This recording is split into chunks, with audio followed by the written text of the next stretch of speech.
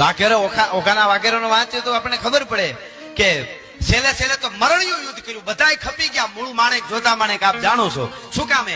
Haber અને લટુર નામના અંગ્રેજ બે હતા ને, હેબર અને લટુર. એ પગરખા હોતા દ્વારકાધીશના મંદિરમાં કરી ગયા હતા.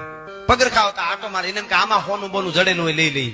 પગરખા હોતા છે. ઈ મૂળ માણેકે કીધું કે પગરખા હોતો જો ઈ હેબર ને લટુર અંગ્રેજો મંદિરમાં દ્વારકાધીશના વયા જાય અને કાલનો સૂરજ ઉગે અને હાથમાં ત્યાં સુધીમાં જીવતા રહેવા દે તો વાઘેરના પેટના નો કહેવાય. ભલા માણસે પ્રતિજ્ઞા કરી હતી. હા, માણેકે શિશુડો માંડ્યો અને વાઘેર ભરડે વાળ. એને સોલ્જરની કીધી શેરડી અને થતકે લોહીની ધાર.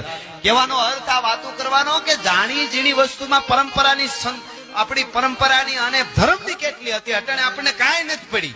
લાડવામાં પણ મીઠ નીકળે ગમે આપણે જાગવાના જ ક્યાં છે? કઈ ખાલી કહી દે, અરે આ તો બહુ કરી છે તો એના માટે જવાબ આપો.